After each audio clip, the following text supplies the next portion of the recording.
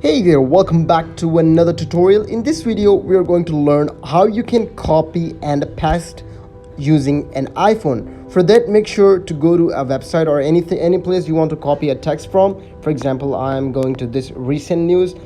In here, in order to copy this paste, what I have to do is keep my finger holding on that particular word. If I want to copy this one, I have to hold this. Now I can copy manipulate. So if I want to drag that, I can drag it with my fingers as long as I want, or I can even drag it wherever I want. So I can click on copy.